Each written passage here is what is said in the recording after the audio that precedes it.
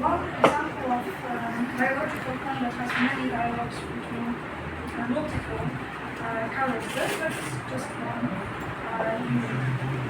example. So there are many more examples in the data, but because of the time limits, I chose only the most interesting examples for today. So I would like to briefly show you how the construction of those biological poems are, how the construction is made and how the didactic function of the poems is enriched by the form. So one of the most famous data poems is the poem by Olga or Komica. It is a poem that has 16 verses, so it's also one of the longest poems. And the premise is that it is a dialogue between a female slave whose name is Komica. She will become an elder monetary later. And she talks to a drummer who is performing ablutions. And she starts the conversation and asks him why is he making such a ritual, and then Rami answers her according to his knowledge, and then Kumita challenges his views and basically makes him convert to Buddhism, makes him to take refuge in the Buddha, Dhamma, and Sangha. So basically this is a poem where we've got two views that are opposite, but in the end we've got the conversion of Brahmin, so it ends with some kind of harmony. And what is quite interesting, this poem resembles Buddha's dialogues with Brahmins, where some arrogant Brahmins, Brahmins who have wrong view from the native view of Buddhist doctrine, convert because of his teaching. But here we've got a woman, a female slave, so we've got this pattern from Buddha's dialogues with Brahmins, but the function, the didactic function, I think is strengthened because of the female character used here. And the conversion of the Brahmins seems to be more profound.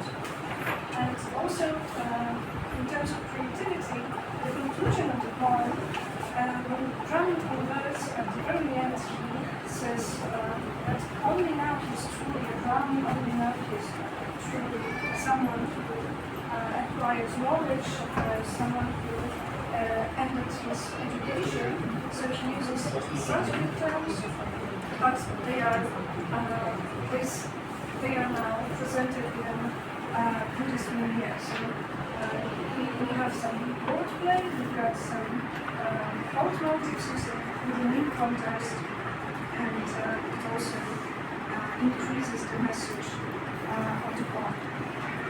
There's a group where monks are in dialogue with Mara, the evil personification of evil, and most of those dialogues are quite short.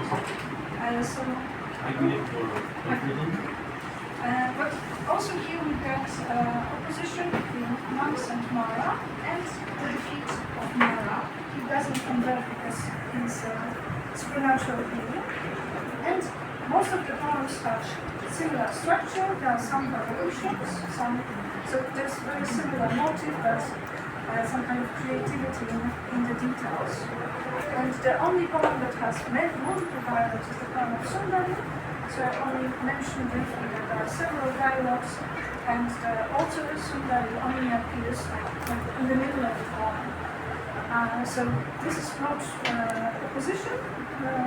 The poem is more like one character says to another about renunciation, and then in the end the Buddha accepts all of them as his disciples. So I need to slowly come to conclusion. So I wrote a little bit about the Sundari poem in my paper, which was published in the last volume of Buddhist Studies Review. And maybe two words of conclusion. So I believe that dialogical poems where you see as didactic products, most of them have those two opposite views, and it enables to teach the Buddhist view through